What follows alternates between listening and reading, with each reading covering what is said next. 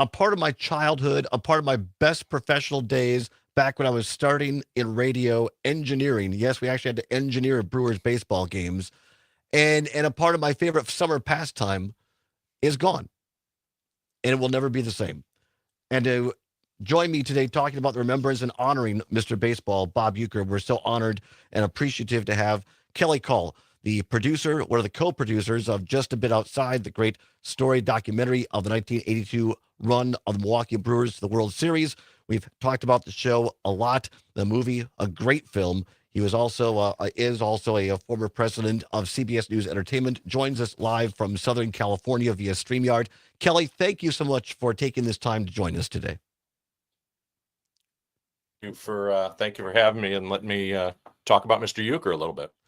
Yeah, I'd be remiss if I didn't just quickly start the broadcast because you are coming to us from Southern California, and of course we were out there back in September, and you and your business partners at Underground Sports Pub in Hermosa Beach were so kind to let us do the show a couple of blocks down from the Underground. Are you and your family okay out there? And Sean, I know one of your co-producer and director as well. Are you guys how are you guys just doing as people right now in Southern California?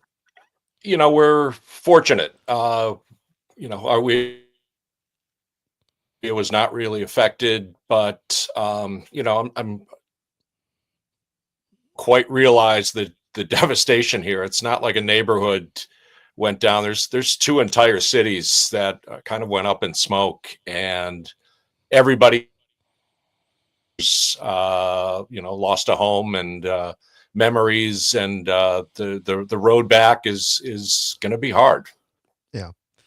It definitely is. And again, we're thinking of all of you out there in Southern California. Our thoughts, our prayers. And of course, we continue to have up on the Civic Media, go to civicmedia.us. And we continue to have a number of reputable organizations like the Red Cross, the World Food Kitchen, and others where people can donate, no matter what it is, donate to those organizations to help all of you in Southern California. So I know you have a lot going on just, personally and professionally, and to join us today, it was great. For those that don't know, Kelly and Sean and your partners out there, you have this great film. We've talked about it a lot of this show, Just a Bit Outside, the story of the 1982 Milwaukee Brewers.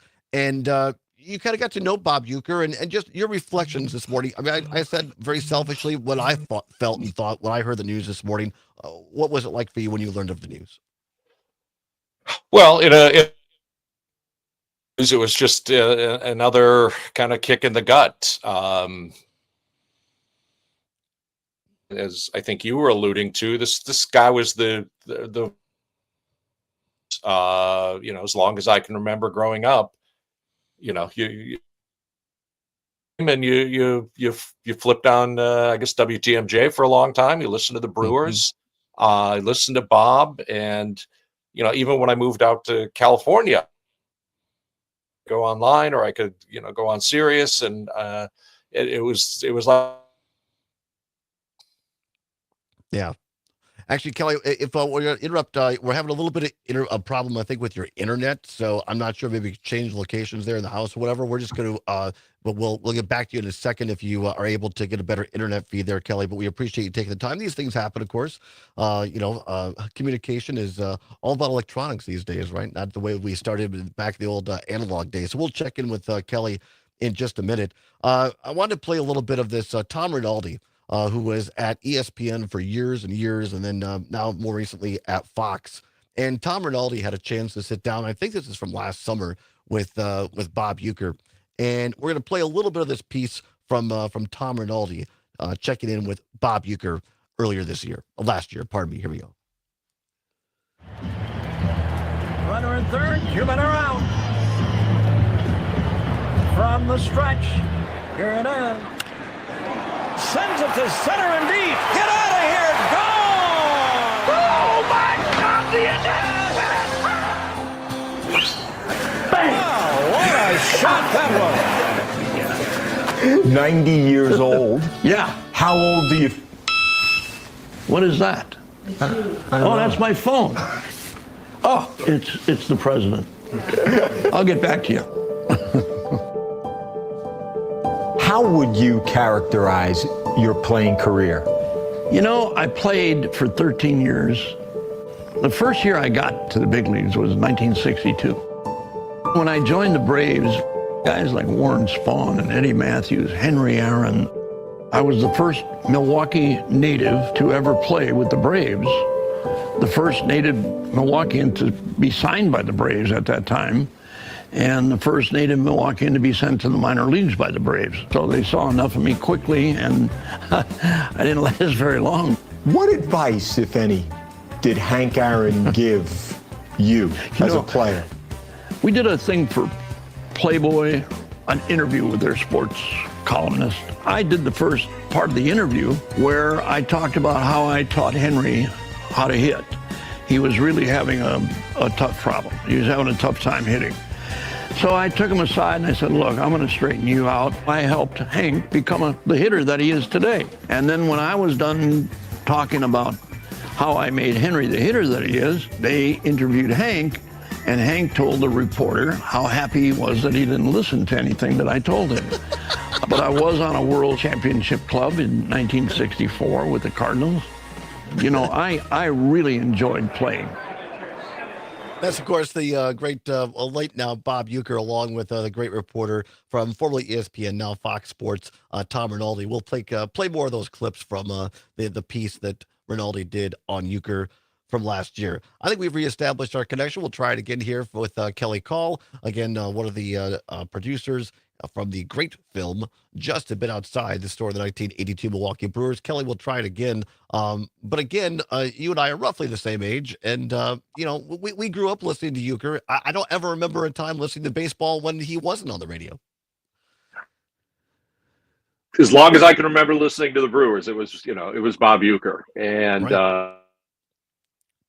lots of, kind of co-announcers and wrote. And just hearing his voice was having a friend there with you. Yeah. Yeah. You nailed it, because it was, I think the broadcast style of Uecker, it was just very conversational, and it was like you were sitting there and your neighbor was calling the game, because he was from Wisconsin, he's a Wisconsinite. So he wasn't from the outside. He was somebody that you really felt you knew. Yeah. The game, and and early on the Brewers weren't very good, and a pleasure to listen to because he didn't take it too seriously, and he was, the moment called for it, but if the Brewers were losing 10-2, because he made it fun. Yeah, absolutely. I think, Kelly, what we might do is, I'm not sure the internet connection. Again, a lot of things are happening. It's still bad? The internet. So we could change the phone if you want to do that, then we could just do it over the phone and pick up from that. Because I do want to hear, you and Sean had a lot of opportunity to talk with Uecker on the film, and would like to hear just your interactions with him. So we can change the phone if you want to do that. That's fine too. Shoot me a number. I'll call you right back. All right, Zommers, we'll put it here in the, it's just it's a standard number, 855-752-4842, 855-752-4842. So there you go. I can text it to you as well, just so you have that one as well. Let's see. There we go. Live on the air radio, just like that. So we'll have Kelly give us a call, and we'll talk to them a little bit. Do we have time for the other clip we had queued up with Norm Macdonald? Probably not. A little bit too long. Not really. All right, sounds good. We'll reestablish a connection with Kelly, and we'll talk to him a little bit about, and maybe we'll get a little update as well on Just a Bit Outside the movie, because I know a lot of people have been talking and asking me as they see me around and say, hey, when's Just a Bit Outside the movie going to come to streaming and whatnot? So we'll get an update on the movie as well from Kelly. As you can see behind me, if you're watching on stream on YouTube and Facebook and X and Twitter and whatnot, I have hanging here in the studio behind me on the wall the Uecker jersey. And I just got it last year when I was down at Milwaukee at one of the games. And I asked the woman, I said, wasn't Uecker's number? She said, what number do you want on the jersey? And I said, well, it wasn't Uecker's number 8. And she said, well, yeah, but when Ryan Braun was here, he was 8. And so Uecker said, just put number 9 on mine. And that's the kind of guy he is. Well, try the phone connection here. Kelly Call joins us now via phone. Kelly, I think we're probably a little bit better there, and appreciate you switching over to phone. But I was telling the story. I got this Euchre jersey, and the woman at AmFam Field now. She said when Braun was here that because he was 8, Euchre just said, "I'll put number 9 on my jersey." I mean, he just seemed to have this deference to everybody else, not just his self-deprecating humor, but he was a man of the people. He was absolutely a man of the people. One of the things we learned, and like many of the players did in the time, and he was not shy about for a beer with the fans out in the lot. Right? Absolutely. All right. What an amazing thing to have your announcer do that. Yeah, absolutely. We're up against the commercial. Kelly is going to stay with us. We'll have more of the Kelly Call. Also, Jeff Perry joining us after the bottom of the hour. His remembrances of Bob Uecker as well. Special edition of the Todd Allbaugh Show right here on the Civic Media Radio Network.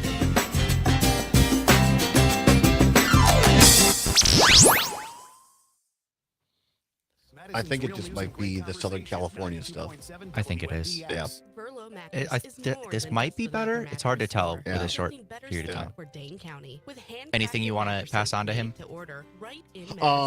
Just let him know it was kind of cutting out a little bit even on the phone, and just say we're fine with it. We understand it's probably just everything going out in California, but we'll try it again for as long as we can after the break via phone. Okay. A mattress that supports your dreams. American made, locally crafted. If you're living with dry age-related macular degeneration or dry AMD, you may be at risk for developing geographic atrophy or GA. GA can be unpredictable and progress rapidly, leading to irreversible vision loss. Now there's something you can do to slow it down and get it going slower. Izervay is proven to slow GA progression. Izervay gets GA going slower. Izervay or avacincaptad pagel is a prescription eye injection used to treat GA. Don't take it if you have an infection or active swelling in or around. He has a hard line that he's going to call in. Oh, okay, that's cool. Or increased risk of wet AMD. Izervay may temporarily.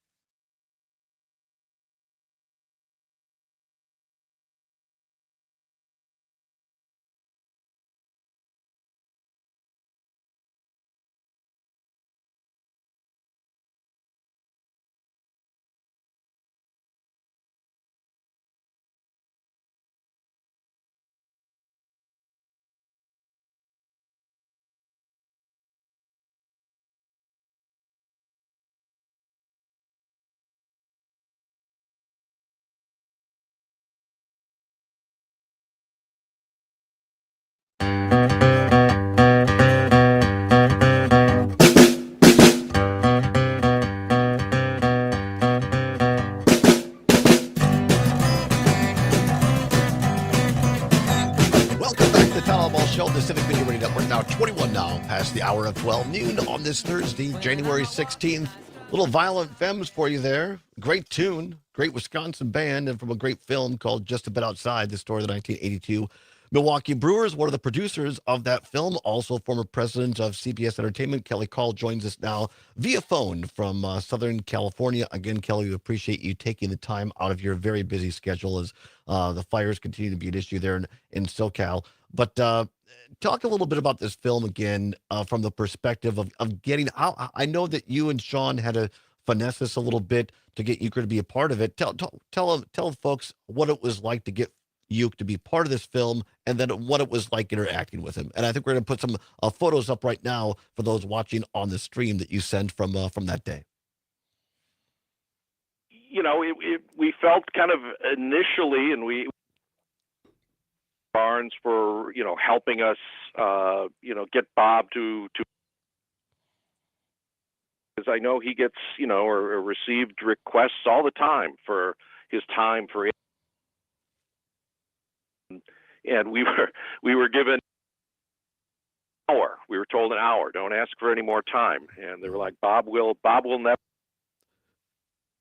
But you cut it off after an hour, and we were talking, and we got Mr. Euchre. This is the end of our time. I want to thank you. And kind of looked up, and he said, "Well, who said it's the end of the time? I can do more time." And Mark kind of came in and gave me a dirty look, and but he would have gone all day, and boy, he just the Brewers, and he loved talking about Milwaukee, and that 82 to all the players that he was as much a part any of those players. He was with them all the time. He kept things light when things were when they had a couple. Yeah, Kelly, absolutely. I hate to interrupt you, man, and I appreciate you so much. My guess is because of everything going on in Southern California. I know you're on a hard line right now, but it keeps kind of like cutting out constantly. So it's totally not your fault. We really appreciate your time. Maybe we can try it if you after the bottom of the hour. Guys. No, it's not your fault at all, man. You tell us. We'll try this. Try to get this thing because I've had so many people ask us. Can you give us any update on DVDs or streams for the film? Because I know a lot of people want to see this the film Just a Bit Outside, which features Bob Euchre in the film. Yep, we should have digital download available in a couple weeks. Oh, wow. And we'll have an announcement when that is the case. We're also. Turns out that's harder than you think. Yeah. And is working on getting that available as well. All right. We really appreciate you taking the time and sorry the connection again. I think it's just the overload of the lines and everything out there in Southern California. Yeah, I think you're. Stay safe, my friend, and our hearts and thoughts and prayers go out to you and everybody out there in Southern California. Thanks for taking the time, and we'll have you back on when the phone lines are better. We'll talk about Euchre then. But thank you so much, and we can't wait for an update on the film as well. Thank you very much. You got it. Thanks, all right, Bob. thanks, Kelly. Former president of CBS Entertainment and co-producer of Just a Bit Outside the Film. I think Zommers, again, we tried StreamYard, we tried cell phone and the hard line, and just I think it's one of those situations where out in Southern California, as you can imagine, a lot of telecommunications is just simply overloaded right now. Yeah, I would imagine so. Yeah. But I really thank Kelly. I know he's got a lot going on out there with his personal life and his business and everything else, and to take time out for us. We really appreciate that. Yeah, absolutely. And you could still piece together most of what he was saying about how gracious Bob Euchre was, how he gave extra time when normally he doesn't want to see anybody. Right. And the fact that he could have kept going when the management, the handlers said, okay, that's it, after an hour, and he wanted to keep going. It's just, and I know from we had Sean and also Kelly on the program back in when the movie came out in Waukesha, and I know they just had nothing but great things to say about this guy, and he's just genuinely himself, even when the cameras are off. He's the same person, and I always have had an enormous amount of respect for anybody in any field, but particularly entertainment, when you're the same person off the air as you are on. It's that sense of genuineness, I think. Absolutely. I think that's one of the greatest things that an artist, I'll say, be it broadcasting or performance or whatever, can have, is the ability to be themselves. Yeah, absolutely. So Jane was on, as we said, go back and listen to the first half hour Matt and Air on air with Mike Clemens and Greg. It was really, Mike Clemens had some great stories of having interviewed him himself and talking to Euchre, and Jane had been at TMJ, of course, as well for a while, which is the home station of Milwaukee Brewers. So just great perspective for both Jane and Mike Clemens. So go back and listen to the podcast. You can find it on civicmedia.us. Mike Clemens, Jay Matnier in particular, talking about Mr. Baseball, Bob Euchre. They mentioned a story. Clemens talked about this when Norm Macdonald, now himself gone, was on CBS's Late Show with David Letterman. and talked about this. Do we have time now, or do we'll do it because we keep plugging it? See, but when we come back, and it's appropriate, where our old friend and ongoing contributor Jeff Perry is going to be joining us after the bottom of the hour as well, and he himself a connoisseur, as we know, of David Letterman. Not only that, but baseball and Bob Uecker and the Brewers. But there's this great bit. That's not a bit. It's a story that Norm Macdonald tells David Letterman about hanging out with Bob Uecker. And it's been cleaned up for radio, so don't worry about that. But Bob Uecker, he liked to be on the water. He was a bit of a sailor, and he was a little salty. And I love this story so much. I'm glad Mike Clemens brought it up on Jane's show, and we're going to share that with you as well. And as we said, our old friend and ongoing contributor Jeff Perry is going to join us as well. He's put together some of the great quotes from Bob Uecker over the years, and that was kind of one of his styles, the self-deprecating humor that I've always appreciated about him. And I think it endears people when you don't go around acting like Mr. Big Shot and you're just a man of the people. Also, especially in his earlier interviews with people like Johnny Carson, his humor was so understated. Like, he would have a straight face no matter what. Right. And now more recently, he would crack a grin, but right. No, it was very funny. With Carson, it was that very serious delivery. So anyway, we're going to come back after this little sports update from Mr. Clemens, also the weather and news, and then Jeff Perry and more on Mr. Baseball's passing, the great, now late Bob Uecker, dead at 90.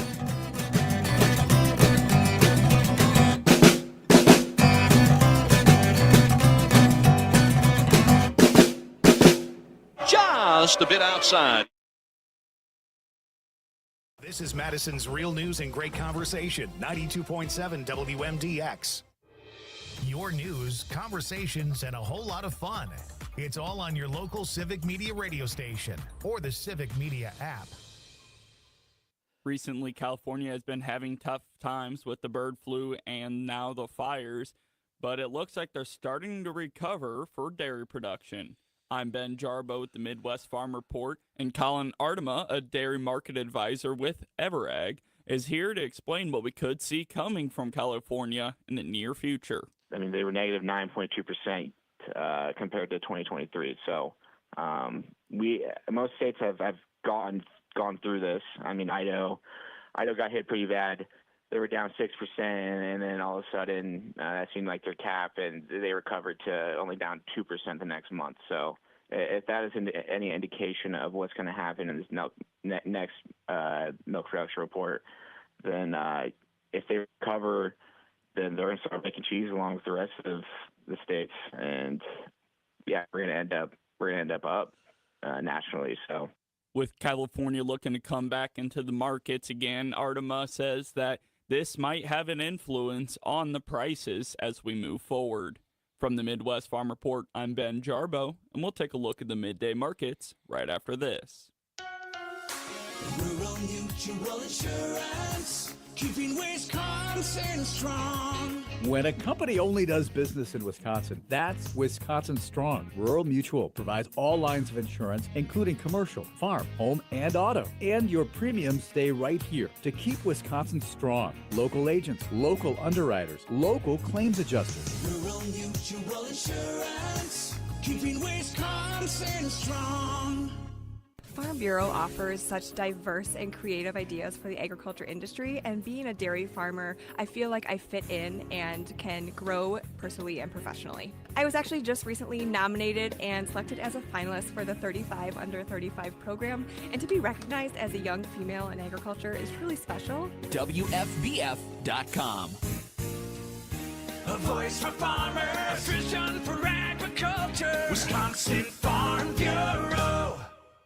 Welcome back. I'm Ben Jarbo with the Midwest Farm Report, and now let's take a look at how those markets are doing midday on a Thursday. It looks like grain and dairy have flip-flopped compared to what we were seeing last week, as cash corn is down 4 3/4 at $4.74, and new crop corn is down 6 3/4 at $4.50 1/4. March soybeans are down 19 1/4 at $10.23 1/2, and November soybeans are down 15 1/4 at $10.24. March wheat is down 6 1/2 at $5.40 1/2, while July wheat is down 6 at $5.62 1/2. When we take a look at milk, they're rising a bit as February Class 3 milk contracts are up 13 cents at $20.05 a hundredweight, and March contracts are up 18 cents at $19.85 a hundredweight. For the Midwest Farm Report, I'm Ben Jarbo. You can always continue the conversation on social media. Share your thoughts when you find and follow Civic Media on Facebook, X, and Instagram. More clouds than sunshine today and mild. High temperatures climb above freezing to the mid-30s. But it's breezy, with winds out of the northwest gusting up to 30 miles per hour. They'll switch out of the south by tonight, warming us up tomorrow to highs flirting with 40. I'm meteorologist Brittany Merlot. Right now, it's 35. No more mold, no more damage, no more slipping and hurting. Make your ordinary bathroom extraordinary for only $99 per month. New shower, new door, new tub, new wall, new anti-slip technology. BCI Bath and Shower is made in America for the highest quality. First 50 callers save $1,500 on a never clear glass treated door. BCI Bath and Shower. Interest-free financing options. 800-329-4115. 800-329-4115. 800-329-4115. The John and Gordy Show. Costco is building apartments above its stores to address the affordable housing crisis. Starting earlier this year, walking downstairs and getting a $1.50 hot dog, Sam, Man, that's just the dream. Gives new meaning to the affordable walkability. John, you're very excited about this.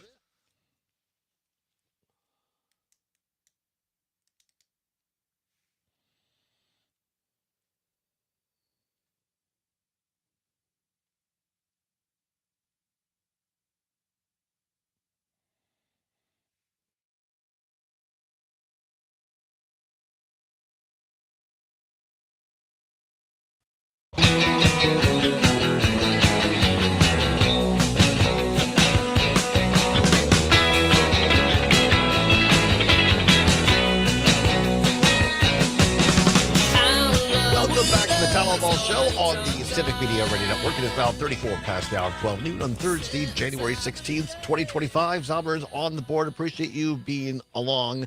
Continue to talk about the top story in Wisconsin today, breaking this morning.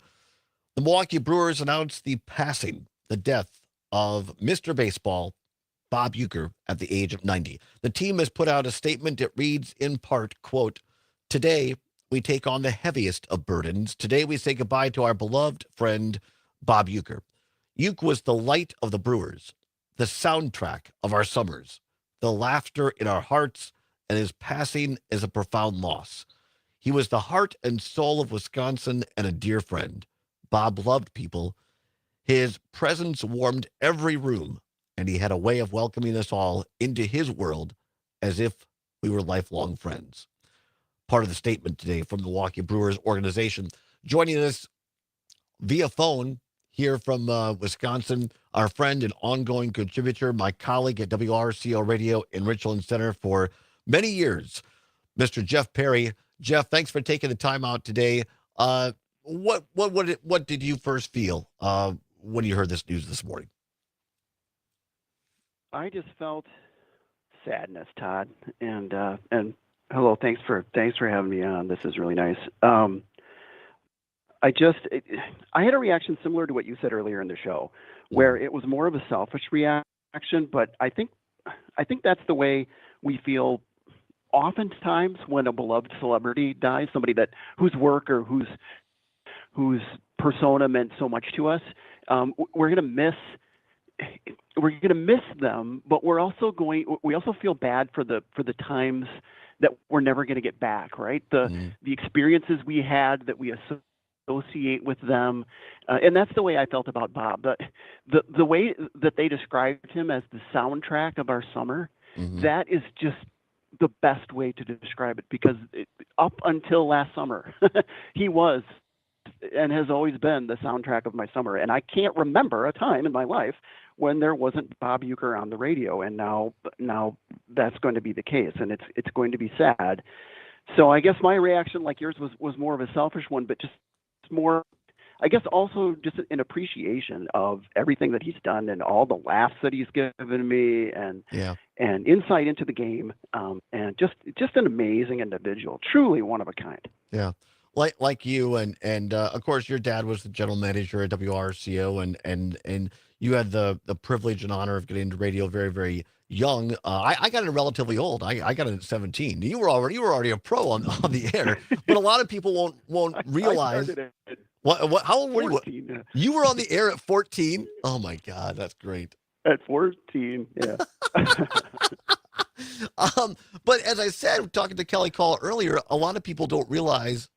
They think it's all computers, right? It's always been computers. Well, when you and I were coming up at RCO, you actually had to go in and have a live person. So every time that Euchre said, it's the middle of the third. The score is Brewers 3, New York 1. You're listening to the Milwaukee Brewers Radio Network. And you had to pot or turn down the dial and then play the local commercials. And then at the top of the hour, when they said, pause 10 seconds for station ID, this is the Milwaukee Brewers Radio Network. God help you if you were not in the booth to do that, because otherwise you'd hear WTMJ and our owner would call and not be happy at all. And so really, absolutely right. And so it forced, and not in a bad way, but we had to sit there. You listened to the entire game, every game that you worked, and you really I think that was part of my affinity and love for Bob Euchre, because I was forced to be exposed, again, not in a bad way. I had the privilege of being exposed to all of his broadcasting style. And to this day, it has an influence on the way I do radio. Yes, and me as well. It also has an influence on the way I kind of handle myself. You mentioned earlier about his self-deprecating humor. And that's really sort of what I've adopted for myself in the radio show that I do, and some other things. That there's no better way to endear yourself to an audience, I found, than through self-deprecating humor and poking a little fun at yourself. Right. And Euchre was the master at that. Yeah. No, he really was, and just his conversational style. And always kind of humbling himself. I just think that's the way to go, and I enjoyed it a lot. I want to play. I know you've done a lot of work here, but I want to play something that I think you'll appreciate as a connoisseur of David Letterman yourself, and also Norm Macdonald. And on this morning on Jay Matnair's show, had on our sports reporter Mike Clemens, and Clemens mentioned this and said, "Dial it up. This has been edited. Don't worry, anybody. This has been edited." For radio and broadcast. But here is Letterman and Norm Macdonald talking about Norm Macdonald hanging out with Bob Euchre. Now, Norm, we're running out of time, but I would be remiss here if I didn't bring up something. People have been bothering me about this for months and months. People come on the show and they say, the next time you see Norm Macdonald, he's got some tremendous stories about the great Bob Euchre. Now, do you have a story you can tell us about Bob Euchre? Voice of the Milwaukee Brewers. Well, Bob Euchre is one of my best friends. He's a great man. I know Artie told a story when he was here, and Bob was not too thrilled with that. But it's Artie Lang you're talking Artie about. Lang, yeah. But Bob is a very, very funny man, and I often go in the booth with him, Oh, sure. So one time we were there, and John Fogerty was in the audience. Mm-hmm. A fortunate son, So John Fogerty was there, so Bob Euchre is a very interesting guy. He thinks of everybody as the same. He doesn't think of people as stars or anything like that. He's a very down-to-earth guy. So he was talking to me. He says, "Hey, man, you know that guy?" I go, "Yeah." He goes, "That's John Fogerty, rock and roll singer." So I go, yeah, I know who it is. He goes, "Yeah, man." He goes, "But I played in a golf tournament with him." He goes, "You probably think of him as some that likes to bite the heads off of chickens, but this guy can..."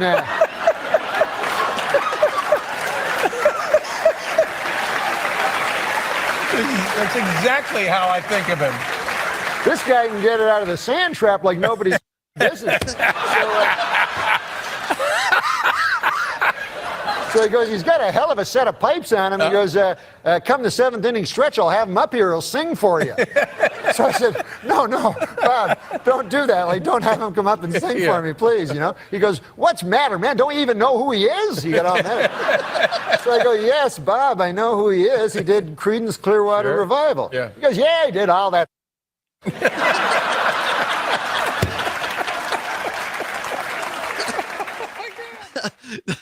David Letterman talking to the late, great Norm Macdonald. And Jeff Perry, now our friend and contributor, joins us on the phone.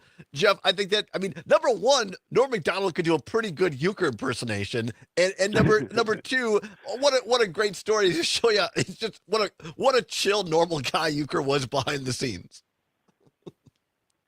Oh, absolutely. And Letterman has a YouTube channel, and this morning when the news broke about Euchre, they put up a tribute to Euchre on there, and there is another Norm Macdonald clip of Norm talking about Euchre, and then there's an interview on Letterman's old NBC show from, I think, 85, 86, where it's Dave interviewing Bob, and it's really something. So go and look at that on YouTube if you get the chance. Absolutely fantastic. And that deadpan humor that Aaron mentioned earlier, where Euchre never cracks a smile, keeps a straight face through the whole thing, completely evident during that interview with Euchre and Letterman, and Bob just has Dave in tears. It's really great. It's great fun to watch. And that was one of the great things that Carson and then Letterman, they had Euchre on all the time because he was just a great guest because of what you just said. Yes, and Johnny Carson was the one who gave Euchre his nickname, Mr. Baseball. There you go. And it just, I mean, it's some of the best late night television you'll ever see because Euchre just knew how to deliver a line. He knew how to set things up, and he was always the butt of his own joke, which made it even funnier. Right, and to their credit, Carson and Letterman both knew to let him go, not to interrupt, right? Because they knew his deadpan style, similar to Bob Newhart, I guess you could say, but they knew to stay back and let him do it because they knew that there was a great punchline coming. Yeah, absolutely. I know you put together a couple of his lines. I mean, what I really appreciate you about, one of many things I appreciate about you is your historical knowledge of baseball, the Brewers, Letterman, entertainment. And I know you were down with Kelly Call and Sean Hannish and I and Jane down in Waukesha for the premiere of Just a Bit Outside. You put together a list of some of Euchre's best lines, Jeff. Yeah, it starts out with the day he was born.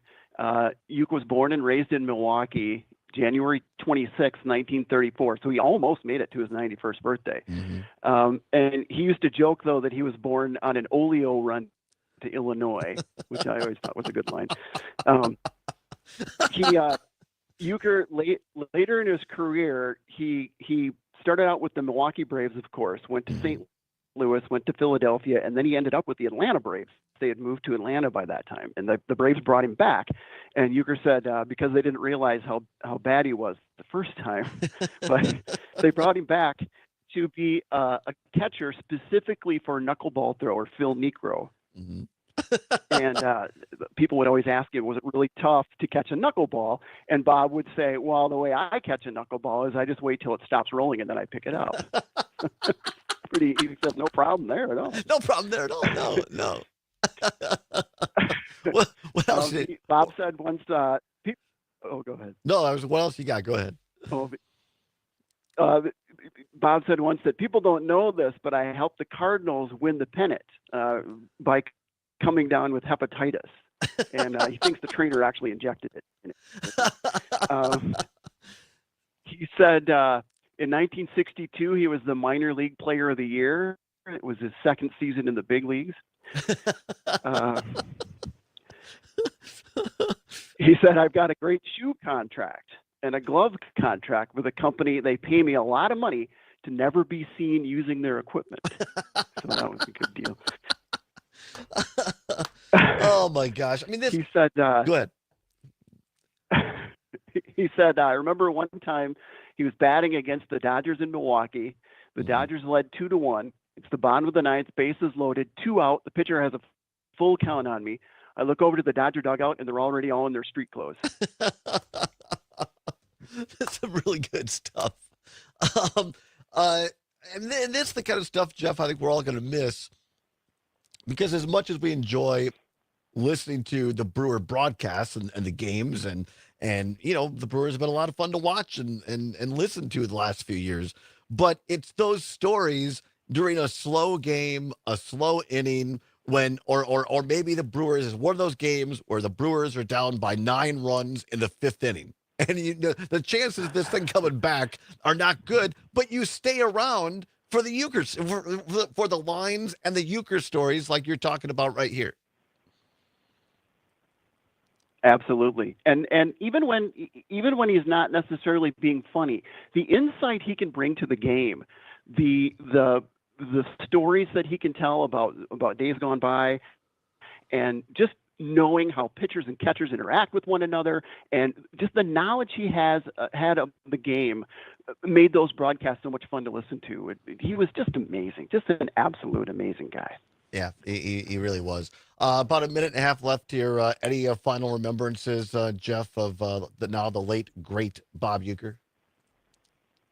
The only real interaction I had with him personally, I was about 9 years old. So you mentioned that my dad was the manager of the radio station in Richland Center, WRCO, and because of that, we got to go every year to Media Day, which was, for a 9-year-old kid, this was unbelievable. Got to go down on the field, you got to talk with players and coaches.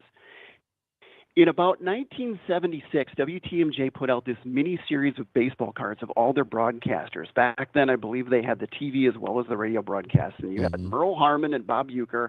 I believe Gary Bender was on the TV. So they made these baseball cards of the broadcasters. And I have this set. So I'm 9 years old. I have Uecker's card. I bring it to him to sign it, to get his autograph. And he's saying to all the kids, he's like, "Hey, how you doing, partner? Hey, kid, how you doing?" He takes one look at that card and he says, "Where the hell did you get this?" I mean, that's so cool. You got to meet him. Jeff Perry, thank you so very much. We appreciate you, my friend. We'll talk soon. Jeff Perry, our ongoing contributor. My pleasure, Jeff. Stay tuned. More on the other side.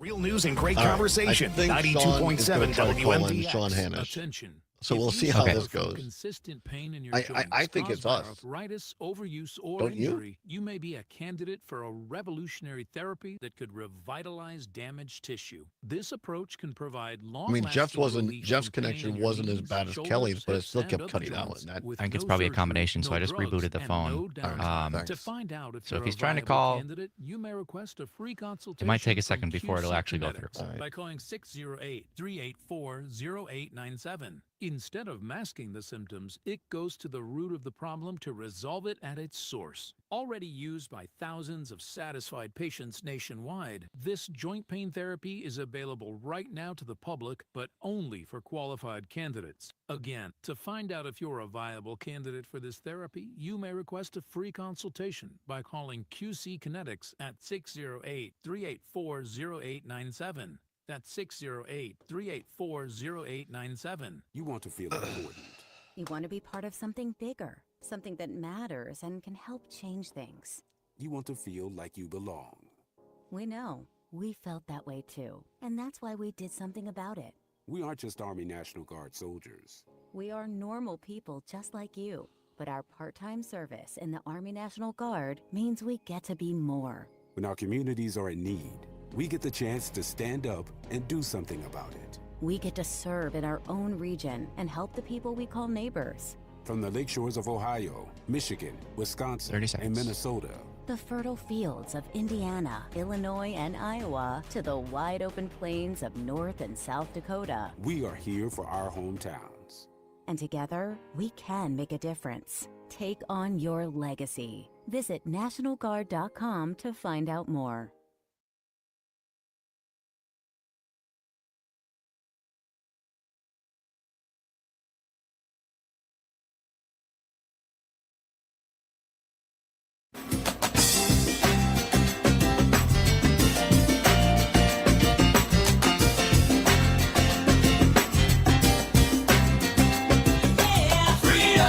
Pursuing truth wherever it may lead and having fun doing it. Welcome back to the Todd Allbaugh Show on the Civic Media Radio Network, 9 before the hour of 1 o'clock. If you have a remembrance of the late, great Bob Uecker, who passed away this morning at the age of 90, give us a call, 855-752-4842, 855-752-4842. You can also text us on the Civic Media app. You can download it today at your Apple or Android device. Simply go to Civic Media, or go to your app store. First of all, type in Civic Media, CIVIC Media. It'll pop up, little CM logo. Click on it. Takes less than a minute. It's free. It's what Gail King at CBS calls a deal. Well, she said that about their app, but we assume she'd say it about ours as well. Remembering Bob Uecker today. And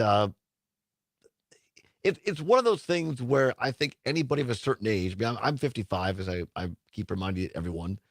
And as Kelly Call said earlier, folks like us, I mean, we never knew anything but Bob Uecker growing up until this very day. And certainly Lane Grindle and all the other broadcasters who have been filling in for Uecker and doing more of the games, they're fantastic. Take nothing away from the current stable of Brewers broadcasters. But I'm sure even they will say, look, I mean, there's never going to be another Bob Uecker for the Brewers or another Bob Uecker in broadcasting, period. I mean, Vin Scully of the Los Angeles Dodgers was there for years and years and years. Jim McKay at ABC Sports calling Olympics for years and years. There are just certain people in broadcasting that are icons, and we just have to enjoy them. And I think that's the other thing for me today that I came away from part of today, or after hearing the news, thinking it's just another great reminder. Do things when we can. Because for the last couple of years, I've been thinking now that, I'm back in radio and the Civic Media carries Milwaukee Brewers. We've been talking for 2 years about wouldn't it be great to go interview Uecker, do the show from down there and interview Uecker. That'll never happen now. And it doesn't matter whether it's in broadcasting or in life. Don't forget to tell the people you love them. Don't put off doing those things that you want to do. Because none of us know. And apparently from the reporting that we're hearing now, the Brewers are now saying that Uecker was diagnosed with some form of lung cancer a couple of years ago that nobody really knew about. And I think Mike Clemens said earlier on Jane's show that when the Brewers lost to the Mets, I listened to that game. I was driving back to Somers. I was driving back. We were up in Ripon that day, covering the Harris and Liz Cheney event. And I listened to, on Civic Media stations, that last broadcast, last 3 or 4 innings, when the Brewers lost to the Mets in the playoffs. And one of the last things Uecker said was, our next broadcast will come to you from Arizona. We'll be there, and we hope that you will too. So I mean, he was planning on coming back, planning on being there. At least that's what he said on the air. But I think maybe he was going around the locker room afterwards, and there was a lot of guys. Christian Yelich, in particular, was emotional. So maybe you kind of knew that might have been his last broadcast. Joining us now via the phone, and we thank him for taking time out right now, Sean Hanish, the director and co-producer of Just a Bit Outside. Great story of the 1982 Milwaukee Brewers, joins us via phone from Los Angeles. Sean, we appreciate you taking the time. I know that the communications out there are spotty at best. Again, our thoughts and prayers with you, your family, and everyone out in Southern California right now. Thanks so much, Todd. It's it has been quite a time out here. But yeah, the news this morning is really, I think it hits all of us really, really deeply. He was a member of our family. I mean, he was in our living rooms and in our cars with us, and it's a rough day. Yeah. No, I mean, when I got the news, I was saying earlier, I just sat there and the tears ran down my face. I'm like, there's a part of my childhood that's completely gone. And well, thank God we have all the memories, but it's a marker, I think, for a lot of us. Oh, in such a huge way. I mean, there's never been a day that I've been, right, sentient when Bob Uecker hasn't, been there to entertain and comfort. And I mean, all of us in Milwaukee and around the state of Wisconsin, we all had a relationship with, this incredible man that lived such a big, such a big life. Mm-hmm. It's it's funny because I've obviously given his age and everything, it shouldn't be surprising, but it's still shocking because nobody wants that to end. Right. The beautiful voice and the incredible entertainer he was, the incredible comedian, the incredible human. Anyway, I'm it's as I'm talking to you, it's just sinking in for me, and I'm sure everybody out there feels the same way. Yeah. I want to be respectful of your time, Sean. We're up against the clock here at 58:50 out. Are you able to come back after the top of the hour, or do you need to run? I'd love to, Todd. All right, that's cool. In the last minute or so, well, let's just hold it because we're going to a commercial break. But I want to hear a little bit what it was like for you and Kelly and your whole team at Just a Bit Outside. Kelly told a little bit of the story when he was able to join us earlier that they set the limit for you guys at an hour, and Uke was kind of disappointed. He was ready to go keep talking. Honestly, you wanted to talk for 4 hours.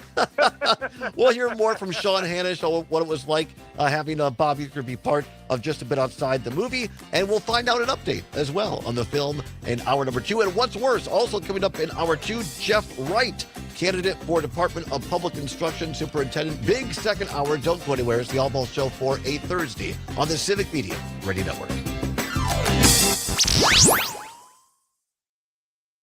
Real news and great conversation. 92.7 WMDX. Jane, Matt, Nair, and Greg Bach. We have a very big, important meeting. So coming up on the show, a specially curated edition of Matt Nair on Air. We'll be back with you live on Monday. Don't miss it. Matt Nair on Air. Weekday mornings at 11. Uh-oh, Brad's buzzed. Oh, yeah? Yeah, he's starting with the woots.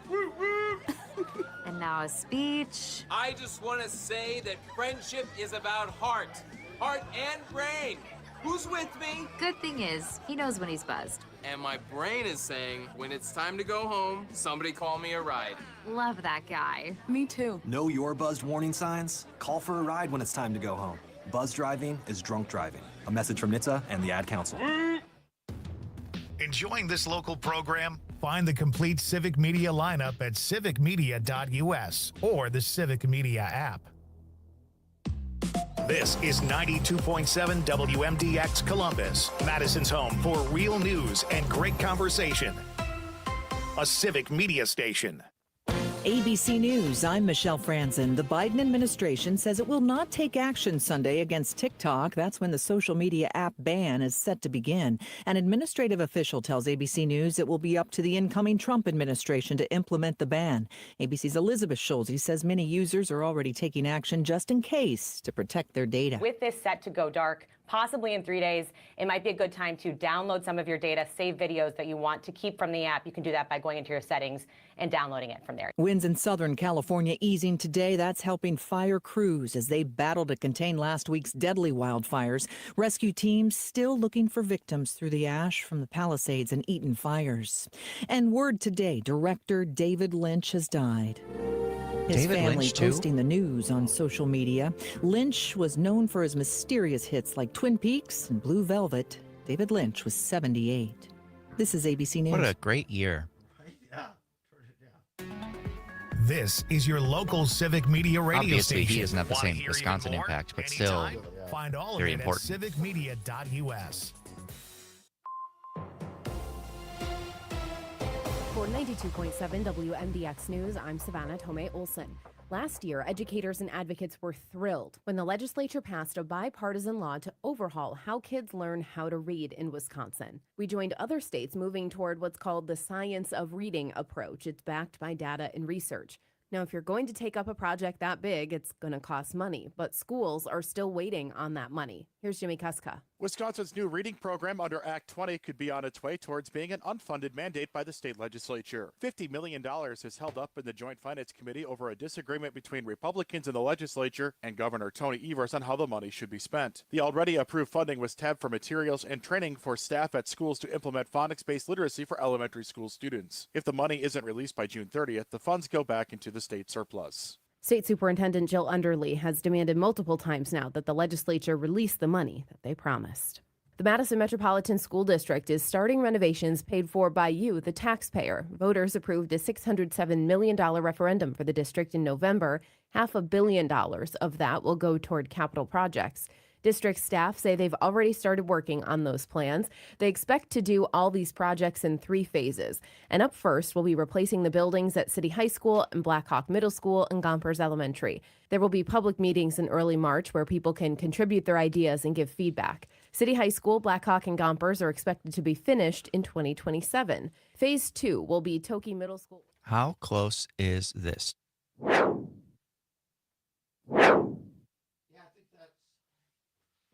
I think that's pretty. School board I think members that's plan to pretty release one close. update every month on Yeah, planning I mean and maybe. construction, I mean, keeping I'm the being community super informed nitpicky of now, their but I mean progress. maybe a little Meanwhile, bit the more school board will base. vote on a But construction I think management it's plan close. at a Yeah. It's a sound that I made so we can Oh, afford really? to be nitpicky because I can add stuff to it. All right, very good. Very 92.7 good. Thank you. WMDX News. The Bucks beat the Magic again. Hi, I'm Mike Clemens with sports. The Bucks with another win over the Orlando Magic, 122-93 at Fiserv Forum. The Bucks moving up to 4th place in the Eastern Conference, surpassing Orlando. They're coached by Jamal Mosley, born in Milwaukee, later got his start in the I think it was NBA our with the phones, Bucks by the under way. George Karl. How I think it important might is have a win been. over a team they could face in the playoffs? I mean, Lopez. Sean, It's crystal obviously clear. very important. You know, I think I think it we've was our phones. won games Well, I a few rebooted different it, ways so- against them, Yeah. but Coach Mosley has done a fantastic job with them. They never quit. They never say die. They play a full 48 minutes every night. They play as hard as they can. NFL, Matt LaFleur in meetings this week with his coaching staff, reviewing what went wrong for the team down the stretch. Could Jordan Love improve? Do I think he can play better? Absolutely. Do I think I can help him out and be better? Absolutely. Do I think we can play better around him? Absolutely. I just think it's too much to put it on one person. That's the Packers' Matt LaFleur. With sports, I'm Mike Clemens. Local radio for you and your community. It's Civic Media's mission with stations across Wisconsin. Find your favorites at civicmedia.us. More clouds than sunshine today and mild. High temperatures climb above freezing to the mid-30s. But it's breezy, with winds out of the northwest gusting up to 30 miles per hour. They'll switch out of the south by tonight, warming us up tomorrow to highs flirting with 40. I'm meteorologist Brittany Merlot. Right now, it's 35. Blind Shot Social Club, a perfect blend of cool, casual dining, indoor golf with space for events, craft cocktails, and non-alcoholic drinks too. A hidden gem on Madison's east side. Blind Shot Social Club, open to everyone. BlindShotSocialClub.com. Listen to the John and Gordy Show weekdays right here on WMDX, sponsored by Verlo Mattress. Sleep better, dream bigger on a handcrafted, locally made mattress. Find them on Madison's east and west side or online at Verlo.com. The Dom Salvia Show. Brad Schimmel, a J6 sympathizer, and he wants to be your next Wisconsin Supreme Court Justice. When he was Attorney General of Wisconsin, he spent thousands of dollars on memorial coins. I would have been fired that stood if I'd for done that. kicking ass every day. 30 Hey, if you got to seconds. get a Thank coin you. that says it, you're probably not.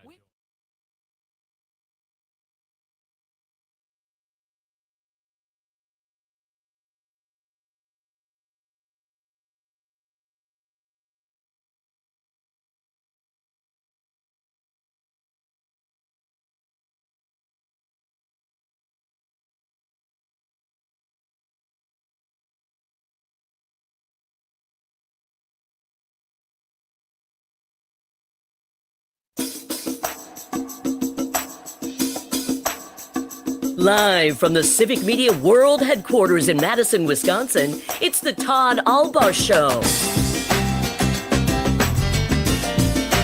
And now, pursuing truth wherever it may lead, here's your host, Todd Allbaugh. Across Wisconsin on the Civic Media Radio Network and streaming worldwide on the Civic Media app. Good afternoon, everybody. I'm Todd Allbaugh, along with our engineer and producer, the outstanding Mr. Aaron Zommers on the board. It is 6 past the hour of 1 o'clock. Welcome into hour number 2 of the big program. It is Thursday, January 16th, 2025.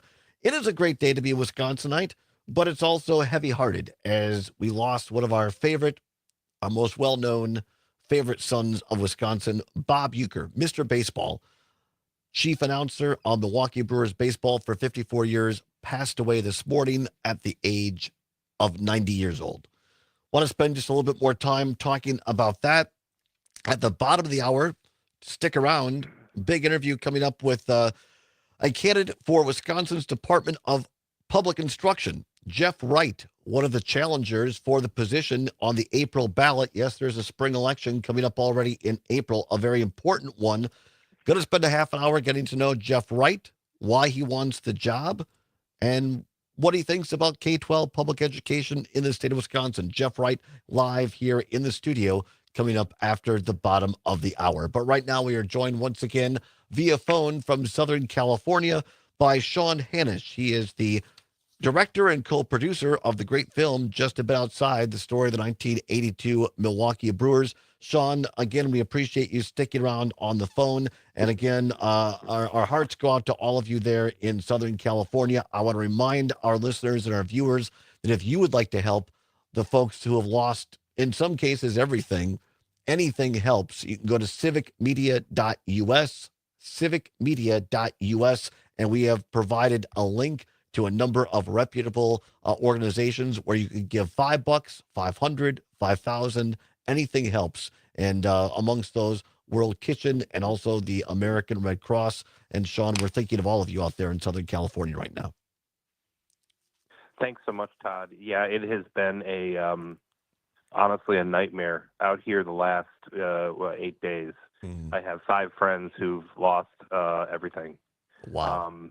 They lost their homes. They had to leave within 20 minutes of the evacuation order. And one dear friend in Pacific Palisades and 4 friends in Pasadena, Altadena. I live in Pasadena. So, yeah, it's thank you for letting folks know about that on your show. It's really important. It's going to be a really long rebuild out here. And it's, honestly, unfathomable, the disaster. One of our producers on the film, Just a Bit Outside, Paul Giacone Beery, he had to evacuate and is displaced from his home. And frankly, a lot of those people his home is still standing, but they don't know when they're going to be allowed back into the house. So he could be, 2 months. Nobody knows. It's a big, it got really bad out here. But again, thank you for putting the word out about it.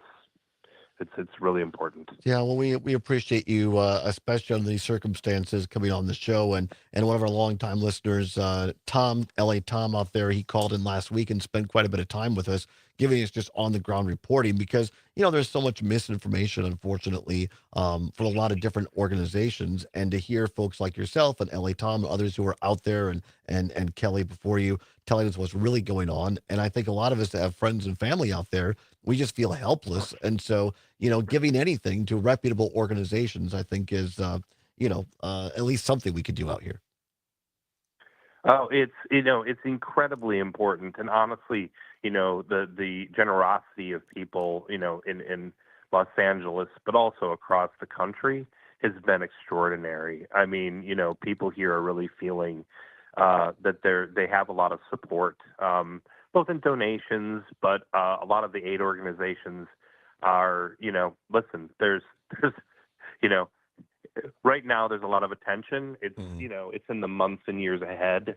I mean, there are some folks that, as I just said, Todd, they've lost everything, a dear family friend, she and her 2 kids and her 2 grandkids, they lost it all. So, we're doing their laundry for them. Wow. They're looking for, an Airbnb to stay in. They're trying to, figure out how to rebuild them. They won't be back in their house for years and years. So any little help anybody can give, it will go to good use. Yeah, we appreciate it. We'll keep anything we can do on this program or through Civic Media. We will certainly be here to do our small part as well to support all of you out there in Southern California. So in light of that, again, appreciate you coming on. I wish it was under better circumstances, but I reached out to, your co-producer and on this film, Just a Bit Outside, Kelly Call this morning. I said, I feel a little sheepish asking you guys to come on, given everything you're going through. But of course, always the gentleman, he goes, no, we should honor Euchre.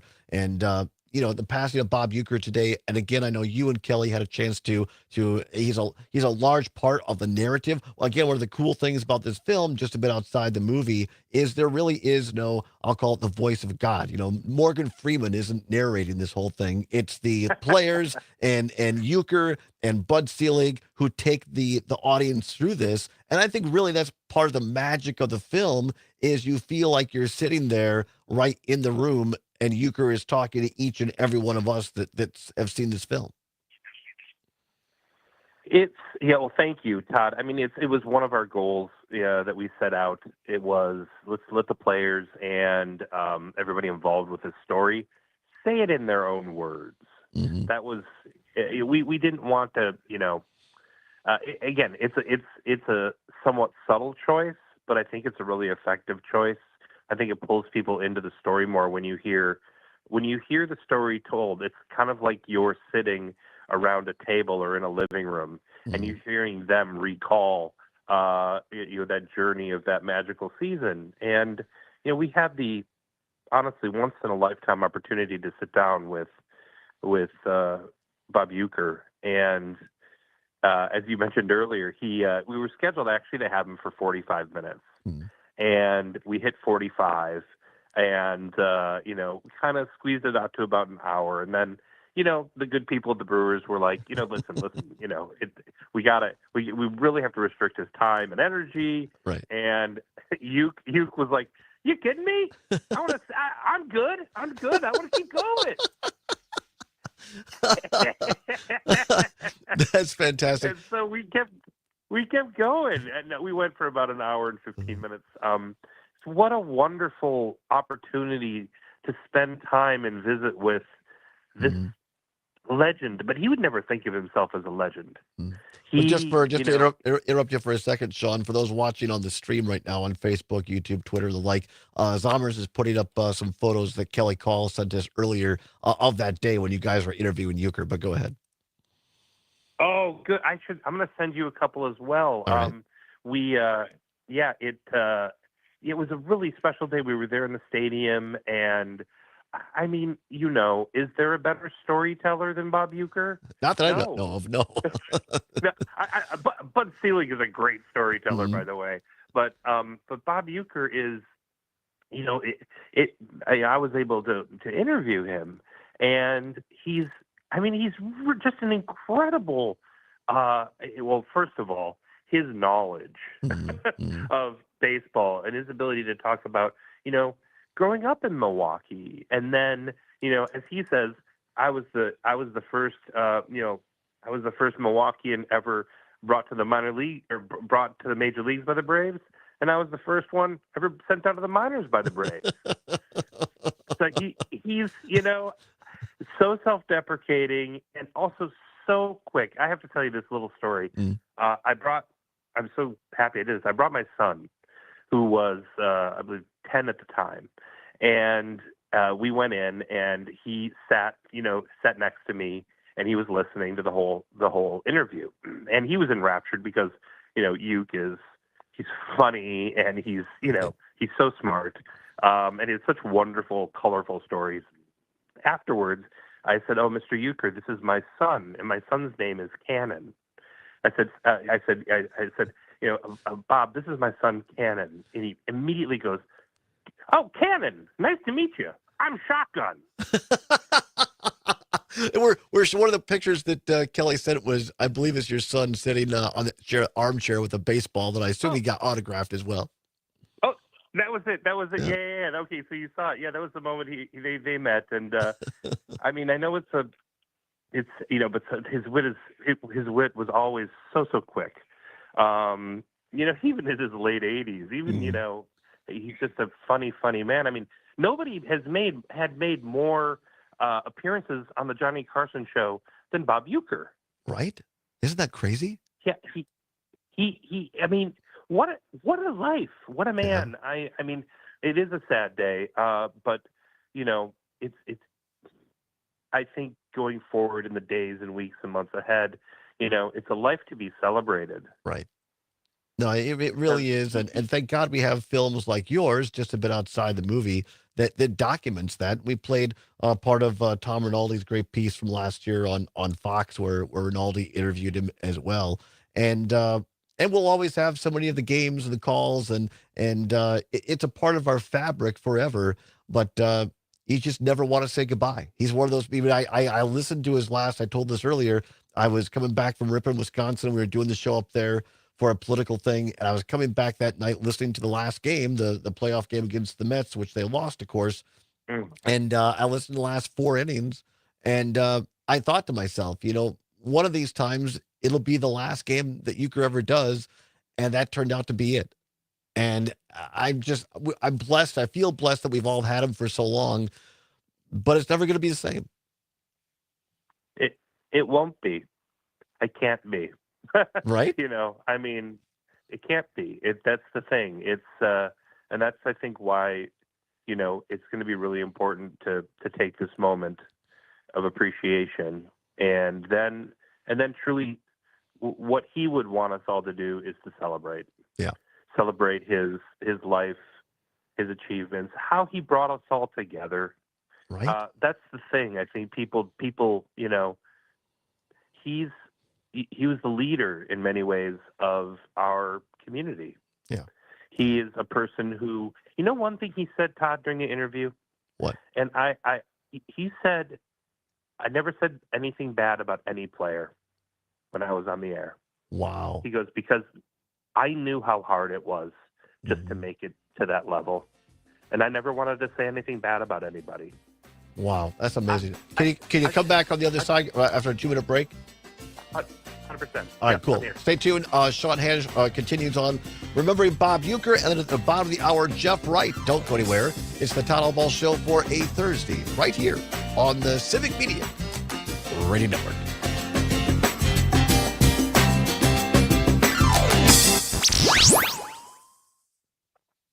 I think we're just going to punt on what's worse for today. Fair enough. Yeah. Hey, everybody, Dane County Humane Society reminds you, hey, bang on the hood of your vehicle before starting your engine this winter. It's that simple. You can save a cat's life.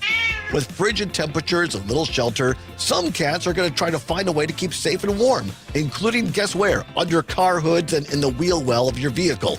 So before climbing into your vehicle and starting the engine, bang on the hood and give cats an opportunity to flee. To learn more, visit giveshelter.org.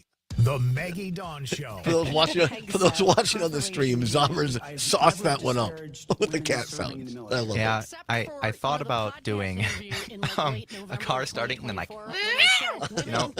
but I decided that would be too far.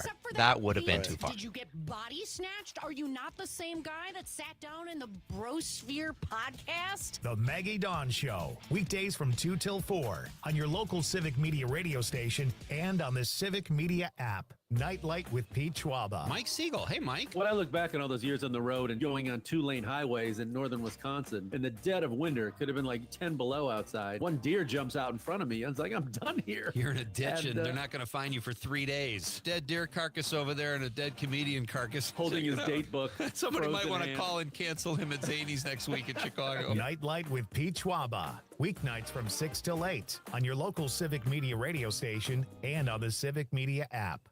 That first time seeing my son, I feel like my life did a 180. He really a definition of like why he loves somebody. Through all the fatherhoods first, never stop being a dad. Visit fatherhood.gov to hear more. Brought to you by the U.S. Department of Health and Human Services and the Ad Council. You are listening to your local Civic Media.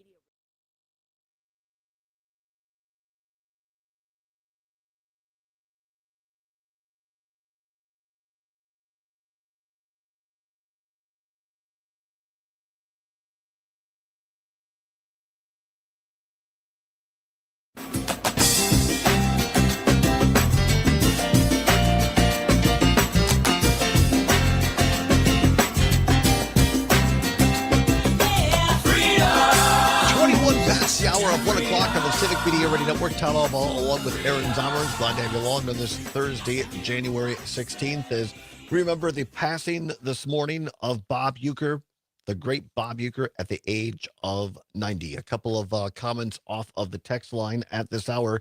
Dave in New Berlin says, guys like Bob Uecker don't get replaced. They can find a new commentator, but never replace Uecker. Well said, Dave. Also, Tom listening on WAUK in Jackson saying, hi, Todd. Thanks for taking time to talk about Bob Uecker. Summers won't be the same. Could not agree more with that one. Ben listening and watching on YouTube. We appreciate that, Ben. Ben says, I'm 30, and Uke's biggest impact on me was when I was stationed in Hawaii and couldn't watch Brewer games. I listened to Uke on Brewers radio, and it was a little slice of home for me. Ben, that's a great comment. I mean, right there. We are joined, have the honor of being joined via telephone from Southern California right now by the director and co-producer of Just a Bit Outside, the story of the 1982 Milwaukee Brewers, Sean Hanish. Sean, I just read our YouTube comment from Ben, and I just get like choked up, because that to me is everything right there. It's that no matter where you are or were, if you could hear Uecker, you were home. That comment really hits home. I've lived in Los Angeles for about 30 years, and it's always been a way to reconnect with my youth, with my community of friends and family. That's the thing. I mean, it's he in a way he was extended family to all of us. It was a really well put comment. Yeah. I think all of us, and you don't have to be out of the state, right? Or out of the city to think that either. It's, if you were in your backyard. I remember I was so nervous about that last game of the 1982 season in Baltimore that I couldn't watch it on television. I had to go out in the backyard, mow the lawn, and listen to it on my headphones because I needed the filter of Bob Uecker because I knew even if we lost, at least Bob would make me feel okay. Right. No, it's such a great point. And one more comment off the text line. Dana listening over in La Crosse saying, if you've never seen his Hall of Fame induction speech, I recommend everybody watch it. Bob's humor was magical. And that's one of the things, right? Just the self-deprecating humor. We talked with Jeff Perry earlier about this. And I know you and Kelly saw this too in the interview for the movie. We did. It's a constant. He always, he used himself as the butt of the joke. Right. I mean that was his go-to, right? I mean, I remember reading his book from the '80s, Catcher in the Rye, WRY. I haven't read it in a while, but it's filled with those anecdotes, and it's what he used to do on Johnny Carson, and he. You go back and listen, watch those Johnny Carson bits he did. I mean, I don't know that I've seen a drier comedian. I mean, I don't know if I've ever seen Johnny Carson laugh as much, right? Yeah. As with a guest as he did when Uke was on. I mean, how lucky are and were we to call Bob Uecker our own? Yeah, 100%. I mean, very fortunate and blessed. I got about 3.5 minutes here left with you, Sean. I want to give you an opportunity because we had so many people. In fact, I put my bracelet back on today for the world premiere, the 82 Brew Crew of the world premiere. We have his jersey hanging up behind us here. A lot of people are anxious to see this film that for whatever reason weren't able to see it while it was in theaters. I know Kelly mentioned a little bit while we were able to talk with him earlier. This is going to come to a streaming service near you. Can you update us, give us a little preview of that yet, Sean? Well, I'll tell you all, and I really appreciate everybody's patience here. Kelly and myself and our producing partner, Paul, have been working diligently on, doing everything that one needs to do to get it out on DVD, digital download, and streaming. Right now, we don't have any specific dates yet, but the good news is in February, you are going to be able to either buy the DVD or download it digitally. So we're gonna. That's awesome. We have that coming, and we're gonna be able to. Todd will let you We'll let folks know on our social media accounts when that's going to happen. We should have a street date here in the coming weeks. And then we are finalizing a deal for streaming as well. That's probably going to happen sometime in the spring. So the great news is baseball season is right around the corner. Right. And this baseball season, we y'all who haven't seen it yet will have the opportunity to see this movie that we're really proud of. And it fortunately again includes Mr. Baseball. Right. And he had such life and love and color to the film. It's an honor to have been able to spend time with him and include his recollections and stories in the film. And it features the iconic call of Bob Uecker as well, like this one right here. Just a bit outside. There you go. I think I know what you actually meant. But that's the stage, of course, from Major League. But sorry. here's one of his final calls this year, calling Jackson Cheerios grand slam home run. Set to work. Runners lead. First, second, and third the pitch. Hit to left and deep. Get up! Get up! Get out of here! Gone! Jackson Churio just hit one with the bases loaded. And they add 4 more on the rookie's grand slam home run. His 18th of the year. Wow. Sean Hannish, 1 minute left, almost to passing the baton from the foundation of the Brewers, Bob Uecker, to hopefully the future in Jackson Churio. Isn't that what baseball's about? It's about renewal. Yeah. It's about, it is about the game. The game doesn't end, it's always a new beginning. And then, we appreciate and love, the people that we've had a chance to spend time with on this journey. And I think, having Bob Uecker as part of our lives is something we can always relish and hold close to our hearts. Sean Hannish, what an amazing. Yeah, your film opens with the former commissioner's line, "Baseball breaks our heart."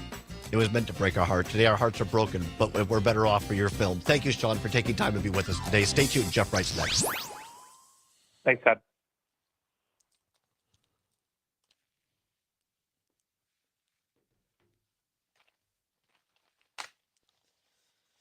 Civic Media radio station or the Civic Media app.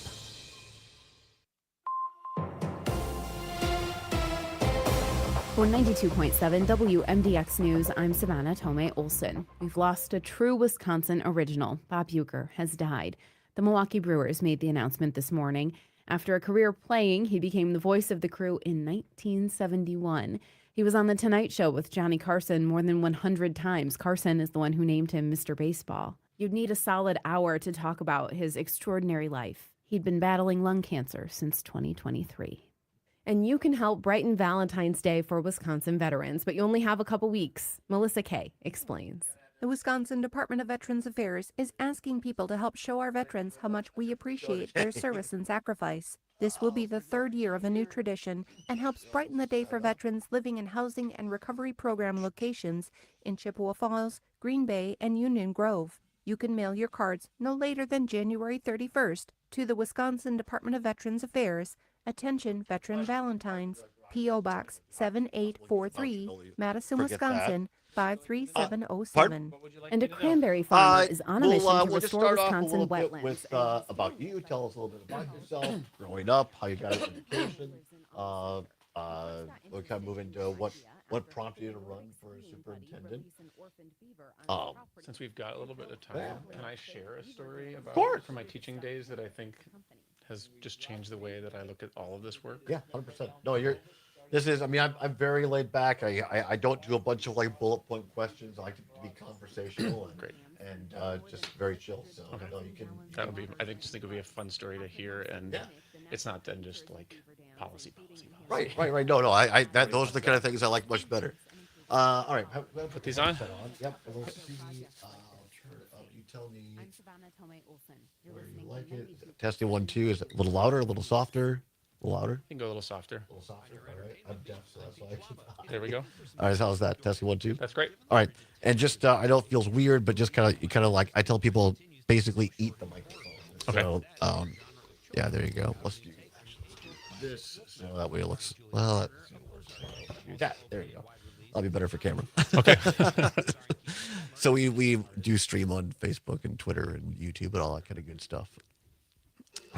We got about 2 minutes. Sounds good. Zommers, mic check okay with you? Yes. All right. Thank you so very much. I see you have language from Dale there in front of you. Yeah. So we'll get to that. Maybe midway through the interview or somewhere along there. Sounds great. All right, We have cool. not released it, and our press release won't go out until tomorrow morning, so All that right, we can awesome. time it for you. Thank you. I really appreciate that. It'll be. Oh yeah. Yeah. All right. for the socials, as Yeah. they say. I understand. Well, I have to do the same. Just don't get my bald spot, which is pretty much my entire head Yeah. these days. and no gray for me, please. So, those days are gone. Yeah, I know. Why isn't I could grow a decent beard, but it's all gone from my head? I saw All right, that. thank you, Aaron. The kids at the high school are doing a penny war, and they made cartoon images of all of us as administrators, and my hair has never been grayer in a cartoon. I'm like, oh no, that's how they see me now. That's funny. They had to pick like one color clearly for the goofy characters they were making. I'm like, Right. well, they're not wrong. That's great.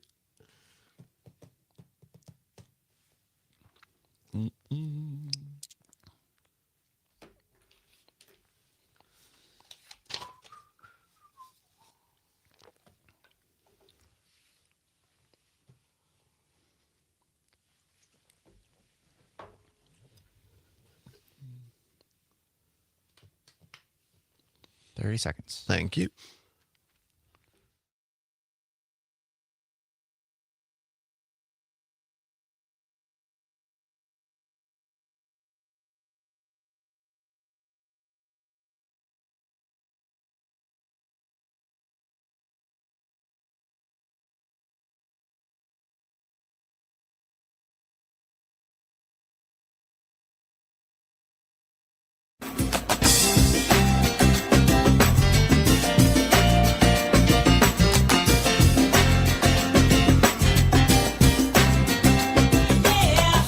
Pursuing truth wherever it may lead and having fun doing it. Welcome back to the Todd Allbaugh Show on the Civic Media Radio Network, where it is now 34 minutes past the hour of 1 o'clock here on this Thursday, January 16th. Many thanks to Kelly Call, also Sean Hanish, the co-producers and director, respectively, of Just a Bit Outside, the film of the 1982 Milwaukee Brewers, for spending time with us and remembering the passing of Bob Uecker today.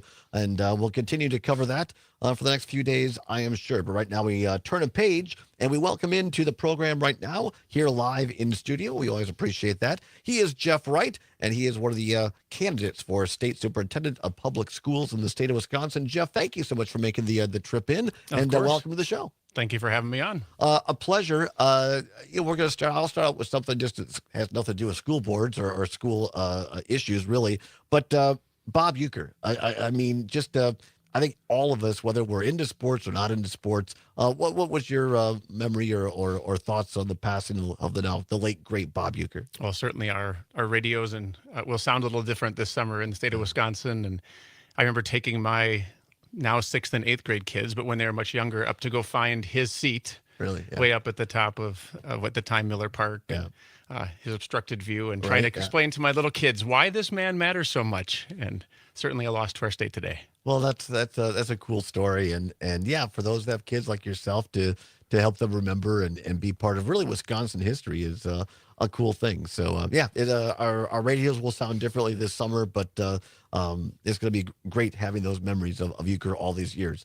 I appreciate you taking some quality time with us, and we go all across the state. And I think there are a lot of people who are like, first of all, wait a minute, there's an election in April because everybody's electioned out. But yes, there actually is an election, and an important one for state school superintendent. You are one of 3 candidates vying for the position. For those that might not have heard of you before, tell folks a little bit about yourself. Well, there's actually a primary on February 18th. So Thank you. if Yes, people wanted yeah. an election even sooner, we've got one in just about a Yes. month. Well, as you said, I'm Jeff Wright. I'm currently the superintendent in the Sauk Prairie School District, just northwest of Madison. I grew up in Stevens Point. My parents were both teachers there, and I have family throughout the state. Between growing up in Stevens Point and where I'm now a superintendent, for a while I was a teacher, and I also was a principal on the south side of Chicago at one of the Chicago public school high schools for about 9 years there. I'd love to share a story or two about my time as an educator. And Absolutely. I was going to say, because I think, to me, and having worked in the state capitol, particularly for the state senate for a lot of time, the state school superintendent office and DPI, Department of Public Instruction, it's one of the less politically sexy offices. You don't hear a lot about it. People are, you don't have a lot of news about it. So I think a lot of people don't understand how important it is. And I'm interested in what led you to have a passion for public education. I come from a family of educators, but what led you to be concerned about education and why you want to run for this job? Yeah, it certainly isn't an office that gets a ton of attention, but certainly our schools do. And I think that we all want many of the same things for our schools and for the kids in our communities. And so one of the opportunities with this sort of role is that it's a nonpartisan position.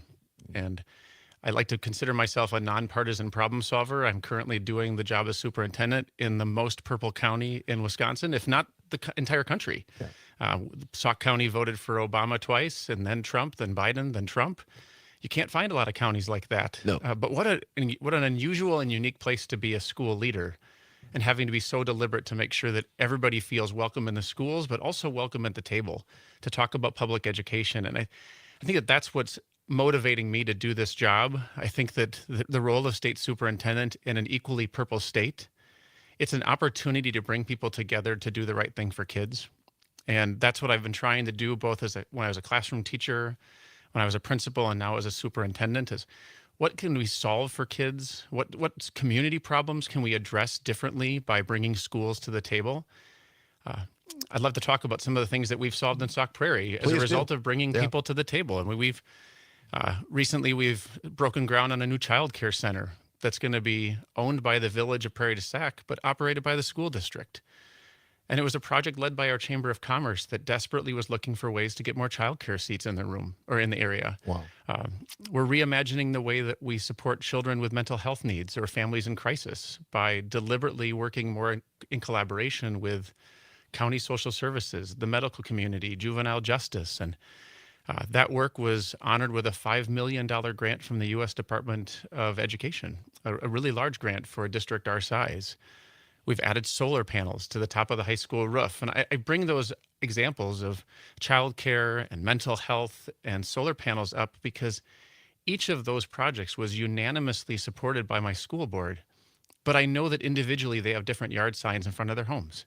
And it's because we worked through these problems together. We found solutions that we could all support, brought those forward, unanimously voted on them, and are making progress in our community as a result. I love this because you hit on a couple of things. One of the most beneficial things that we have done here at this show over the last year plus is we take these week-long tours. We call them What Makes Wisconsin Great.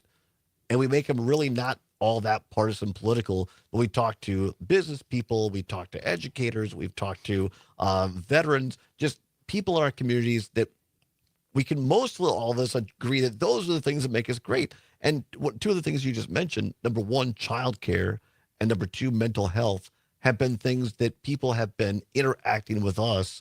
And I think it's a novel and an awesome way that you can work with local businesses to help tell folks a little bit more about how you did that in your school district in Sauk County to bring childcare. Well, we originally were starting looking at housing and how could we bring more housing to the community. And what we found out from local employees and employers is that childcare was becoming an even bigger problem. And that people had to drive out of the community to drop their children off at childcare in order to return to the community to work and then make that same trip after work. So we started looking for solutions. We started working with the existing childcare providers in our community to see if they could expand their operations. That wasn't a possibility. We got a small state planning grant to try to look for another creative solution. And in the end, we just decided that how could we find a facility somewhere in the community where we could put a child care center that the school district could operate so that we could benefit from reducing costs by the purchasing power of the school district. And originally we looked at a church. We thought that a Sunday school wing would be an ideal place to put this because it was relatively unused during the school day. And hopefully a solution that could be replicated across the state. Unfortunately, we couldn't find a church that would fit the code compliance regulations to serve newborns. You have to have an immediate access point so that you can get them out in an emergency or a fire. And in the end, we turned to our business community and said, what if we built a small new structure in land already owned by the village in a park? So then the kids are already in a park. And the village said yes. 45 or so businesses contributed to the project, Culver certainly being one of them, being in Sauk Prairie. Right. And what I'm proud of is that as a result, we're reducing the cost to operate for rent and mortgage because it's already owned by the public, the building. Yeah. And we're able to put some of those resources then in paying childcare workers a living wage, which often childcare workers are some of the lowest paid people in a community and rarely have access to benefits. And so honoring them as important parts of our community's workforce, because they're going to hopefully set these students up, these young children, to be more successful in school when it's our turn to educate them in a traditional school. That story to me epitomizes what I've heard as we travel around the state, what a lot of Wisconsinites are looking for, leaders to just get something done. Quit fighting each other, quit arguing with each other, and just get something done. And I think that story, business, community, educators coming together to get something done and real solutions. I think that sells, as they say, across the state of Wisconsin. And how exciting to be able to do that as a partner with communities across the state in a role of state superintendent. We know that when our schools thrive, our communities thrive. And if I can help direct change to make sure that we have really modern schools that are serving students differently, hopefully we can then get things done, as you said, in communities across the entire state and continue to make Wisconsin a great place to raise a family. Let's talk the other point you brought up, mental health. Again, something that when we've talked about this subject on this program, our phones light up, the text lines light up. I think it's one of the most underappreciated or talked about issues that our entire state faces. I don't care whether it's our ag producers, who the rate of death by suicide has skyrocketed from the pressures on our ag producers, whether it's kids. You know, we just, as you well know, had a tragic shooting here in Madison 3 weeks ago at Abundant Life Christian School, and mental health issues come up there. As a superintendent, someone in education, what have you done, and what are your feelings moving forward for the state? How can we make mental health a broader, more talked about issue to find solutions?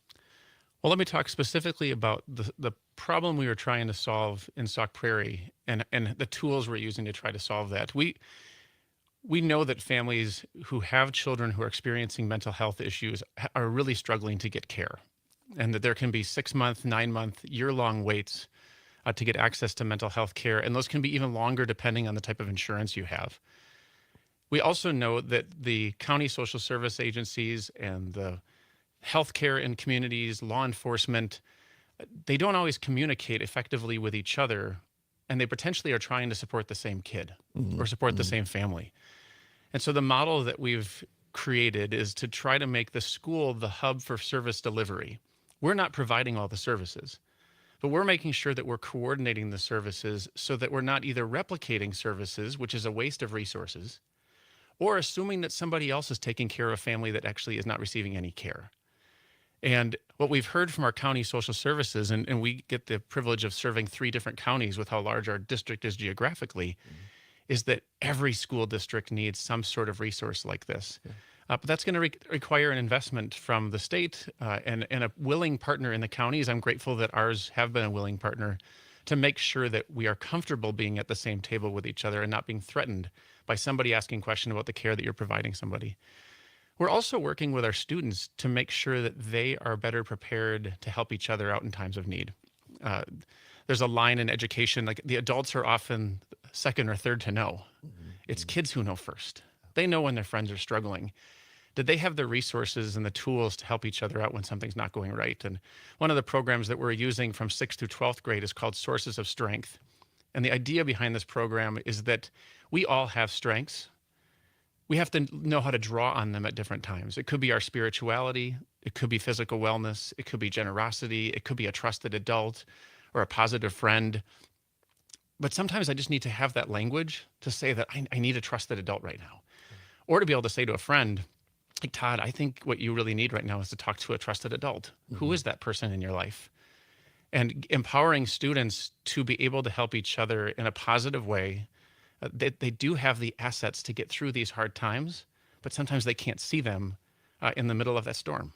Yeah. Like I said, I come from a whole family of educators. My mom and dad and stepmom are all retired teachers. My grandmother was an educator, all a one-room school all the way through a university. And my sister and brother-in-law still teach at the Eau Claire School District in high school and middle school. And I've heard from them echoes of what you just said, that the kids know, but it's having time because teachers are so overwhelmed with, and I think a lot of people don't understand this. I'll call it paperwork to put it in layman's terms, but the amount of time they spend in meetings and having to write reports, it takes away from actually educating kids. It does. I mean, that's certainly the job of a teacher continues to get harder all the time. And, but they're also, it's such an energizing profession too. And especially if you're allowed to practice your craft and allow your own personality and your art to show. I think that if you reach out to any of those teachers in your family, or I did the same with the teachers in mine, that the stories that come out of the life-changing work that we get to do, it is motivating even in the most exhausting days filled with a meeting or two that you didn't want to attend or paperwork you didn't want to have to do. Yeah, no, absolutely right. We got about a minute left here before the first break. We're talking with Jeff Wright, a candidate for Department of Public Instruction, Superintendent of Public Schools here in Wisconsin. And again, thank you for the reminder. The primary, there are 3 candidates, so there is a primary on February 18th, a month. I can't believe it. Yeah, here we go. I mean, it's just, I want to come back. I know you have a little bit of news to break on this show, a major endorsement, so I want to talk about that. And also your other top 1 or 2 issues in your campaign, what you think traveling around the state of Wisconsin, what you're hearing from people about the situation in our public schools across Wisconsin. Jeff Wright is our guest. Civic Media is our network. I'm Todd Allbaugh, your host. We'll be back after this on the Civic Media Radio Network.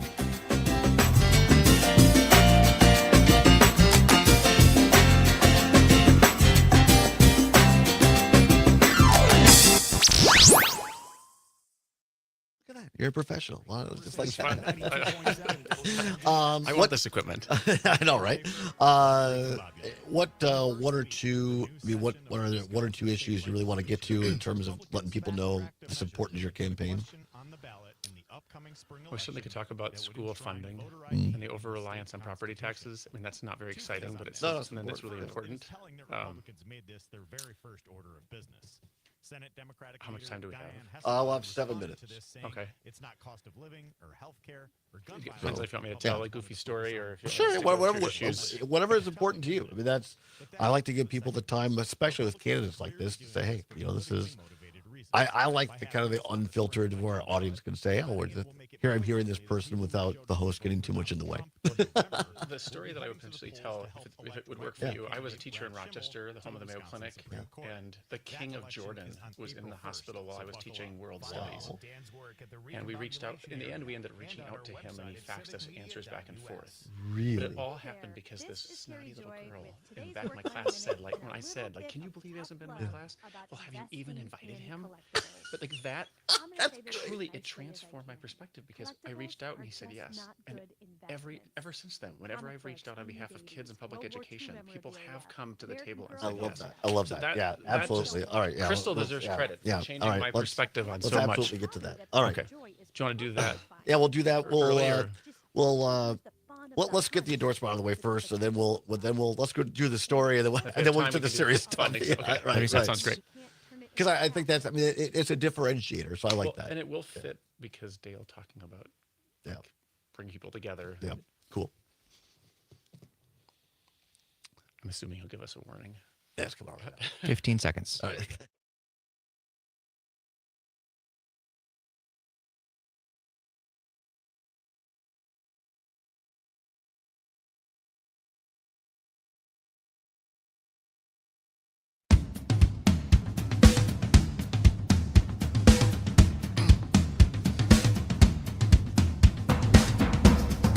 The Todd Allbaugh Show on the Civic Media Radio Network. It is 9 before the hour of 2 o'clock. At the top of the hour, news, weather, and sports, followed by the Maggie Dawn Show every afternoon, 2 to 4. Maggie Dawn, followed by Dom Salvia, and then Pete Schwaba and Nightlight. Right now, we have the pleasure here in studio, our guest, the candidate, one of the candidates for Department of Public Instruction of Public Schools here in Wisconsin in the February 18th primary. That's right, February 18th. Make sure you get to the polls. Jeff Wright. Jeff, we really appreciate you coming in. You have a major endorsement to announce today. Well, I do. Last week, at the end of the week, I was honored to receive the endorsement of the Association of Wisconsin School Administrators. So that's the people who are leading our schools in our communities are endorsing me to lead the state schools. And then today I get to announce that former Senator Dale Schultz has added his name to the list of endorsements. And I'm grateful for Dale's support. Dale and we live close to each other, and he's had a chance to watch me work, and I appreciate his words of support. Well, it is big news, and people, regular listeners of this show, and in full disclosure, I worked for Dale. I had nothing to do with hooking up this endorsement, but I am thankful that you chose to come on our show and talk about it. It's a Bob Schieffer, former longtime anchor at CBS, said, I think you just made a little bit of news. Dale is a revered person in the state of Wisconsin, and again, I don't say that just because I worked for him. I know it because I traveled with him. Longtime Republican. Also just endorsed Kamala Harris for president, has endorsed Tony Evers for governor in his first run, but is also a longtime Republican. I think, that's the kind of person that a lot of people look up to on both sides of the aisle. And now Dale Schultz coming out today and endorsing you. He says, in part in his endorsement declaration here, he says, quote, in last November's election, Wisconsin voters divided our choices at the top of the ticket. But we all came together on an issue just as vital to our families and communities. Across Wisconsin, voters stood up for public education by passing an historic number of school referenda, unquote, from Dale Schultz. I think that is so well said because as you started at the top of the show, I mean, you from Sauk County, a swing county, but you've been able to reach out and get things done. I think that's representative of what you're running here for state school superintendent. Oh, and Dale Schultz later on in his endorsement talks specifically about that sort of work of watching me bring people together to get that work done for our communities and keeping people really invested in our schools. And I like to share a story of kind of what inspired that in me over time. When I was first a teacher, it was in Rochester, Minnesota, which is the home of the Mayo Clinic. And at the time, I was teaching an international politics class, and we were studying conflicts in the Middle East. Some of these storylines don't change, unfortunately, even 20 years later. And at the time, the King of Jordan, King Hussein, was being treated for what ended up ending his life, but some health issues at the Mayo Clinic. And I was talking about the different characters in the Middle East and the different maps, and so that the students could understand what was in the news. And I, in jest, said, can you believe that King Hussein is right there? And I pointed to the hospital that we could see outside of my classroom window. And he hasn't yet been to our world affairs class. And this student in the back of the room named Crystal, I'll never forget her. She raised her hand and in a snotty voice said, well, have you even invited him? and at the moment, I kind of laughed at it. And then I thought, she's right. I invite him to the table, invite him in and see what you find out. And it took us a while to get to his chief of protocol. But in the end, not long before he died, he agreed to fax question and answers back and forth to our high school students. And it may have been some of the last interviews that he did. Wow.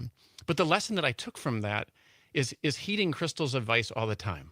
Like, have you invited that person into the conversation? Have you invited them into the classroom? And over again, I found as an educator and as a principal and as a superintendent, when you invite people to come in and participate in the public schools, whether it's expanding apprenticeships and workplace opportunities, whether it's coming in and reading to kids, any of those opportunities, if you invite people in, they're going to find a way to connect to schools. And I think that that's what Dale is highlighting in his endorsement, is that attitude, that perspective that everyone should have a voice in our public schools, but we need to have leadership that brings those people in.